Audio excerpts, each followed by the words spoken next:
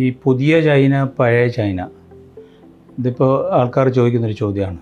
കാര്യം പണ്ട് ചൈന എന്ന് കേൾക്കുമ്പോൾ നമുക്ക് ഭയങ്കര പേടിയായിരുന്നു. പിന്നെ മെയ്ഡ് ഇൻ ചൈന എന്നൊക്കെ പറഞ്ഞിട്ട് ഞാൻ പറയാം, പുതിയ ചൈനയും പഴയ ചൈനയായിട്ട് ഒരുപാട് മാറ്റങ്ങൾ വന്നു. അതിലൊന്ന് മെയിൻ എന്താണെന്ന് വെച്ചാൽ, നേരത്തെ പിന്നെ ഒരു 10-15 കൊല്ലം മുമ്പ് നമ്മൾ ബാക്കിലോട്ട് പോവുകയാണെങ്കിൽ അവർക്ക് ഇംഗ്ലീഷിലുള്ള കമ്മ്യൂണിക്കേഷൻ വളരെ കുറവായിരുന്നു. ഇപ്പം എവിടെ ചെന്നാലും ഏതെങ്കിലും പണ്ട് മാർക്കറ്റുകളിലൊന്നും പോയാൽ നമുക്ക് ഇംഗ്ലീഷിൻ്റെ ഒരു വാക്ക് പോലും പറഞ്ഞാൽ മനസ്സിലാത്ത ഒരുപാട് ആൾക്കാർ നമുക്ക് കാണും. പക്ഷെ അതൊന്ന് മാറി. ഉള്ള തലമുറകളെല്ലാം പുറത്ത് വിദ്യാഭ്യാസം നേടി തിരിച്ചു വന്ന് നല്ല ഇംഗ്ലീഷിൽ നന്നായിട്ട് സംസാരിക്കാനും കമ്മ്യൂണിക്കേഷൻ ചെയ്യാനൊക്കെ ഉള്ള സ്കില്ല് അവർ നേടി. അതുപോലെ തന്നെ അറിയാലോ, ഇപ്പോൾ ചൈനേൻ്റെ ബിസിനസ് ഗ്രോത്ത് അത്രയും വലുതായിട്ട് വരികയും ചെയ്തു.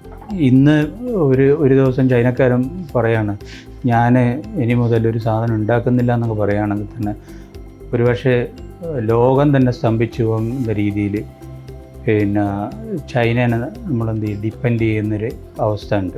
കാരണം അത്രയും പ്രൊഡക്റ്റുകൾ ലോകത്തിൻ്റെ പല ഭാഗത്തേക്ക് അവിടുന്ന് എക്സ്പോർട്ട് ചെയ്ത് പോകുന്നുണ്ട്.